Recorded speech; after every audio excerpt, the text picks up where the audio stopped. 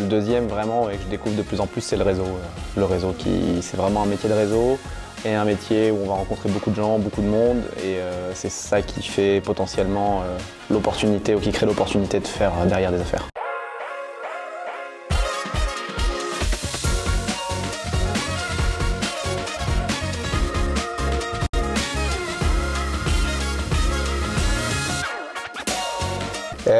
Donc je m'appelle Benjamin Bola, j'habite en région parisienne, 32 ans et je suis dans le cercle depuis juillet 2021.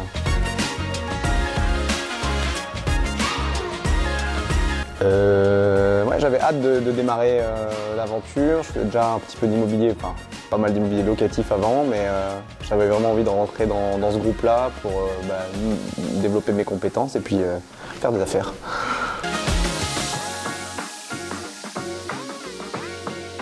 Pour commencer, ça va être pour moi deux choses, de se former et véritablement d'y consacrer du temps.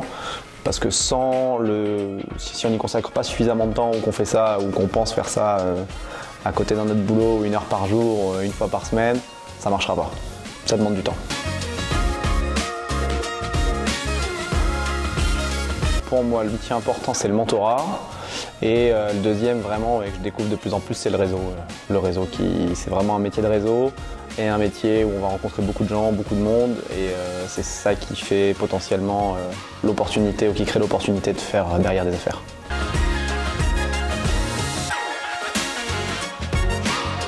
Alors finalisé, on en a débouclé 5 et puis il y en a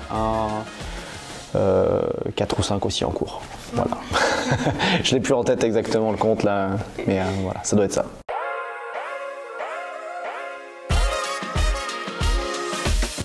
Première opération, oui, c'est un appartement acheté, vendu en l'état pour un investisseur derrière qui allait faire pour lui un investissement locatif, puis on lui a packagé un petit peu le tout ce qui était travaux, le rendu, fait les avis d'estimation de valeur locative derrière, etc.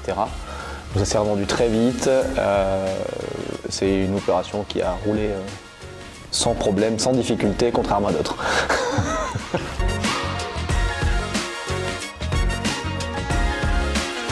Alors les erreurs, je ne vais pas dire qu'on en fait tous les jours, ça serait un petit peu exagéré, mais on apprend encore beaucoup. Vraiment vérifier tout ce qui est dit ou annoncé par les agents immobiliers et les vérifier par soi-même une deuxième fois. Des fois on a eu quelques mauvaises surprises ou quelque chose qui ont été avancées et qui n'étaient pas en réalité le vrai. Bien visiter les opérations, enfin prendre le temps de visiter toutes les opérations sur lesquelles on investit, même avec des associés. Ça c'est un truc où on peut faire des fois confiance sur un bien, il y a ça, on voit sur des photos, des vidéos, mais je trouve que c'est vraiment hyper important, je ne le ferai plus maintenant, c'est d'investir sans aller sur place ou sans visiter vraiment complètement les biens pour bien les maîtriser. Et puis c'est déjà pas mal comme erreur, voilà.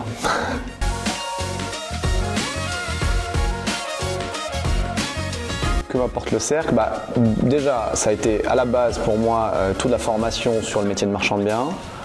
Je m'y attendais aussi, mais c'est un groupe de marchands sur lequel on peut s'appuyer. C'est un métier hyper solitaire. En règle générale, les marchands travaillent tout seuls ou avec peut-être un collègue ou un associé, mais qui sont plus, ou avec tout un tas de partenaires, mais qui sont vraiment des partenaires, c'est-à-dire pas des gens avec qui on bosse 100%, avec qui on est associé, on fait toutes les opérations ensemble. Et le cercle a apporté de connaître d'autres marchands de biens, parce que c'est un petit peu difficile, c'est un métier relativement discret.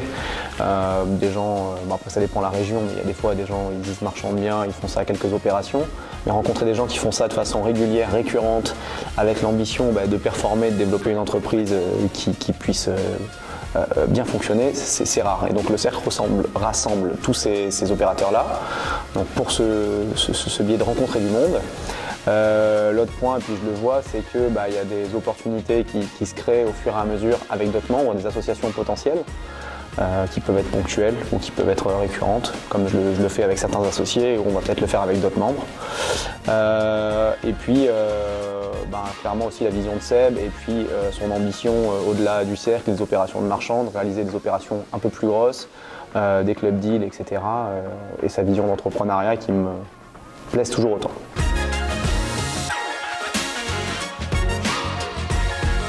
Le bilan de ma première année, on l'a fait il n'y a pas si longtemps que ça, justement, dans un coaching un petit peu annuel.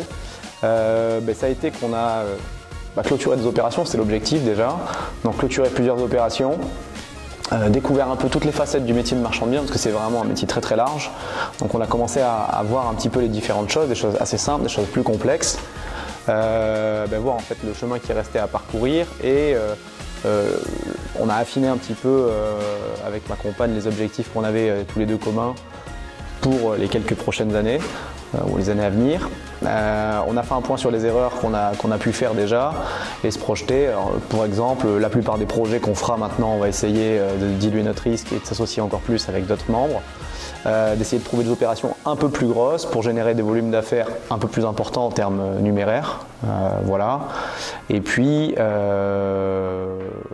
voilà, de continuer cette aventure-là d'entrepreneuriat en y investissant toujours du temps et puis de la bonne humeur.